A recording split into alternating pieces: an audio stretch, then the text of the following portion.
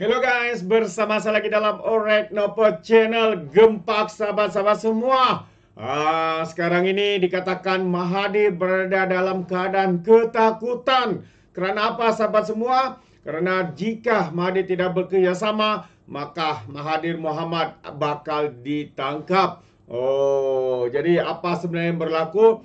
Ini yang menarik ya untuk saya kongsikan bersama dengan Anda. Kenyataan terkini daripada YB Azalina Othman. Dan sekali lagi, MP PAS pertikai titah daripada Yang di-Pertuan Agong. Jadi, menarik untuk saya kongsikan bersama dengan Anda dua perkara ini. Tapi sebelum saya teruskan, sahabat-sahabat semua, jangan lupa juga terus support Orek Nopo Channel dengan cara tekan butang subscribe, like, dan share. So, mari kita ikuti berita gempak hari ini. RCI Batu Putih enggan beri keterangan boleh ditangkap, kata YB Azalina Othman. Itu antara kenyataan menjawab isu ya terkait dengan Dr. Mahathir Mohamad. Jadi saya ingin membacakan kenyataan ini yang sepetik daripada Malaysia Kini menyatakan bahawa Suruhanjaya Siasatan Diraja RCI untuk mengkaji pengendalian kes kedaulatan Batu Putih, Batuan Tengah dan Tubir Selatan diberi kuasa untuk mengeluarkan waran tangkap terhadap pihak yang enggan memberi keterangan.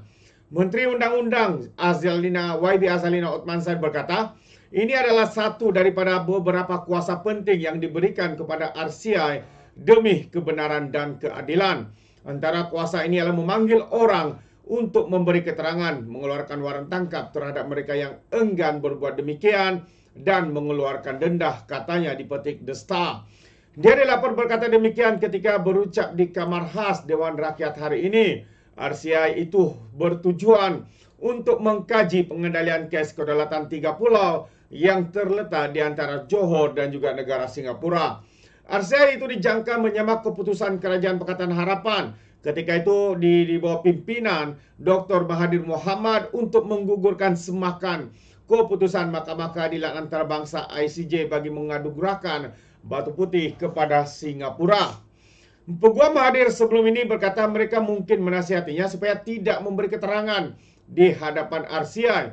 Ini berikutan dakwaan konflik kepentingan antara bekas Perdana Menteri dan pengerusi Suruhanjaya itu bekas Ketua Hakim Negara Muhammad Rauf Sarif.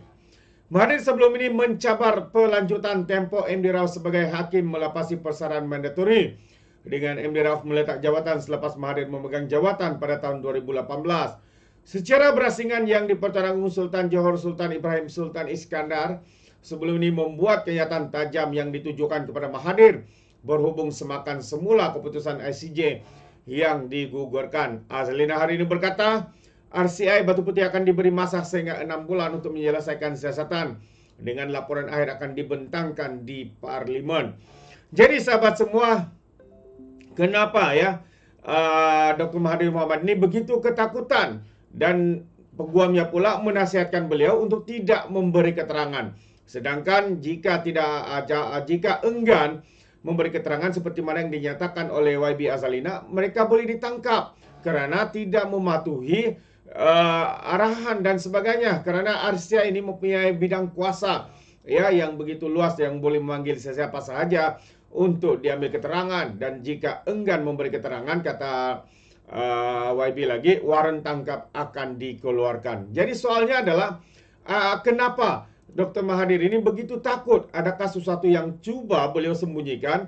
Adakah sesuatu yang beliau takut ya sehingga menyuruh ataupun kenyataan daripada peguamnya untuk tidak memberi keterangan? Itu satu persoalan yang menarik ya untuk kita fikirkan. Selain daripada itu kononnya adanya konflik of interest ya, yaitu bekas hakim yang dilantik untuk mempengerusikan RCI ini.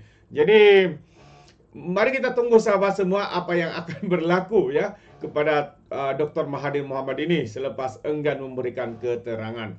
Dan satu lagi yang saya ingin kongsikan sahabat semua sebelum saya akhiri ini, kenyataan seperti mana yang kita tahu titah daripada Yang di-Pertuan Agong tidak akan melayan mana-mana individu atau parti ya, atau pembangkang maupun kerajaan yang cuba mengganggu-gugat dan menjatuhkan kerajaan ini Baginda bertitah tidak akan melayan, tetapi berlainan pula dengan pandangan daripada ahli parlimen daripada parti PAS ini yang saya lihat cuba untuk mempertikaikan titah daripada yang di Pertuan Agong. Ini dia. Tunggu Peru jika nak tukar kerajaan, itu pandangan tuanku, kata pemimpin daripada parti PAS ini. Begitu sombong sahabat-sahabat semua. Jadi izinkan saya untuk membaca keterangan ini.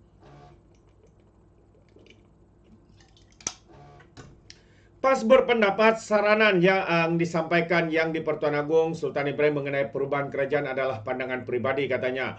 Ketua Setiausaha Agung PAS Taqiyuddin Hasan, seseorang Perdana Menteri boleh dianggap hilang keyakinan terhadapnya melalui beberapa kaedah yang dinyatakan dalam perlembagaan. Kata Taqiyuddin, setiap orang perlu memberi pandangan ya berdasarkan kepada perlembagaan persekutuan. Itu pandangan tuanku, katanya. Tidak siapapun yang bercakap ia mesti mengikut perlembagaan persekutuan. Apa-apapun mesti ikut perlembagaan, katanya jika ditemui di parlimen hari ini. Jadi semalam semasa menyampaikan titah perasmian mesyuarat penggal ketiga parlimen ke-15, Sultan Ibrahim menegaskan Baginda tidak akan melayan sebarang permintaan untuk menjatuhkan kerajaan. Titah Baginda semua pihak perlu menghormati kerajaan perpaduan yang telah dibentuk. Semua pihak mestilah menerima kenyataan dan menghormati kerajaan perpaduan yang telah dibentuk. Jika anda bermain politik, tunggulah masa pilihan raya yang akan datang, titanya. Sultan Ibrahim juga menggesa semua ahli parlimen tanpa mengira parti untuk bekerja sama membina negara dan berkhidmat kepada rakyat.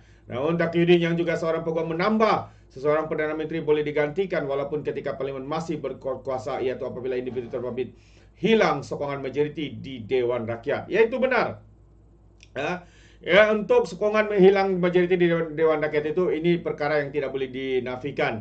Ya, sekiranya berlaku undi percaya ataupun undi tidak percaya, dan sekiranya seorang Perdana Menteri itu hilang sokongan, maka ya ini adalah satu perkara yang mengikut perlembagaan. Tetapi apa yang mengejutkan kita, apabila seringkali mereka mengatakan kononnya kerajaan ini akan tumbang, SD sudah cukup jumlah, ya SD atau semua ini adalah satu perkara yang tidak applicable lagi, tidak terguna pakai. Ya. Sebab apa? Kita punya akta lompat parti, sahabat-sahabat semua. Jadi SD, individu SD semua ini tidak terpakai. Ya, karena apabila mereka memberikan sokongan kepada sebuah parti, mereka boleh dianggap lompat parti, kecuali Parti Bersatu yang belum memindah perlembagaan parti mereka. Karena itu kita lihat hari ini ada 6 orang sudah memberikan sokongan dan mereka tidak dianggap sebab mereka tidak dianggap sebagai lompat parti karena perlembagaan Bersatu tidak ada akta yang menganggap mereka ini dianggap sebagai lompat parti. Ya, mereka memberi sokongan tapi mereka tidak keluar parti. Sebab apa? Tidak ada akta dalam perlembagaan Parti Bersatu. Jadi karena itu mereka begitu terdesak untuk cuba, bukan untuk cubalah, untuk memindah perlembagaan Parti Bersatu itu.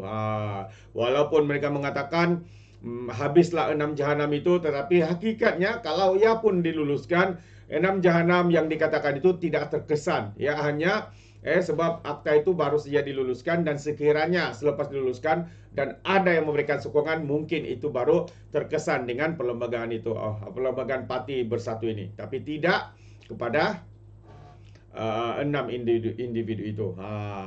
Jadi inilah dia sahabat semua.